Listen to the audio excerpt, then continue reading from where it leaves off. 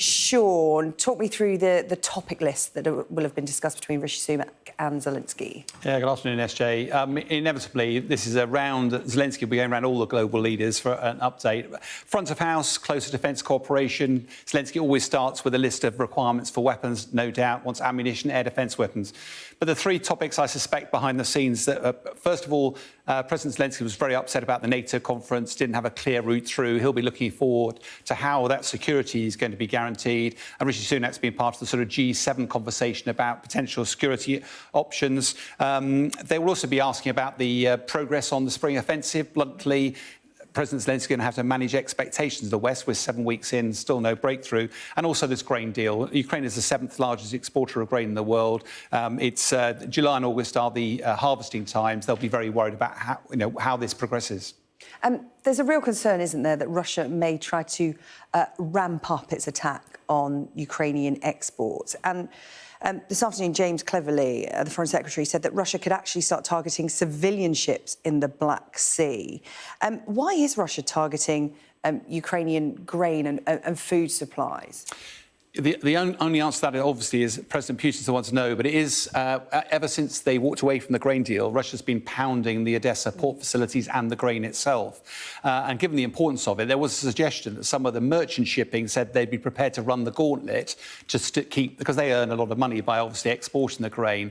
But Russia's actually mined some of the port areas, and they've also said that any civilian ships making an approach, they'll assume that they're carrying arms and therefore they'll be open to attack. And that prompted James Cleverly to tweet and to warn that actually there's a grave risk of this whole thing escalating. What's interesting, though, it's not just Odessa. So you don't just have to go across the Black Sea fleet from Odessa. You can also use the Danube River to actually get grain out as well. Down, it goes through Reni and up through Germany. But last night, the Russians targeted Reni. And actually, there were 15 drone attacks, 7 people injured in attacks there. What's deeply worrying is Reni is right on the border of Romania. Romania is a NATO weapons, and suddenly you've triggered a grave escalation in this. Now, from a military perspective, there's no reason for Russia to target that. It's purely trying to damage grain. And what's interesting, Russia claims that it's ready to negotiate again about grain. The UN Security Council is putting pressure. Even China, a normal bedfellow of Russia, is trying to put pressure on them. The harsh reality is, though, Russia is driving down global availability of grain. That's pushing up the prices. And who is the #1 exporter of grain in the world? It's Russia. So they're the ones who are going to benefit. They're weaponising grain. That's against the Geneva Convention. It's illegal. It's having global consequences. And there's a lot going on in the Black Sea at the moment. And we've been talking over recent weeks about drone attacks. Russia reckon that they foiled one in the Black Sea. What details do we have about that?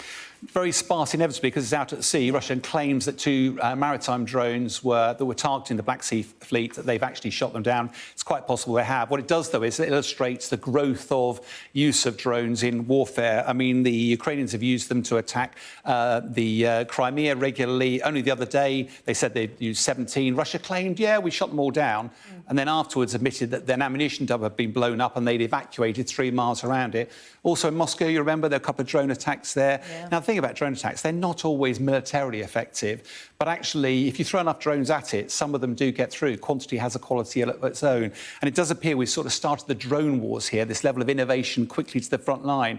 And I think what's topical is the latest announcement of aid by the US, a £300 million aid package, actually includes some Hornet nano drones, which is the first time we've seen these used. Now, these are tiny. They're about 6 inches long. They weigh about an ounce, but they can travel at 14 miles an hour. They can fly for 25 minutes, and they can provide live video footage straight from the battlefield in. And this is a part of the aid that's being provided by America.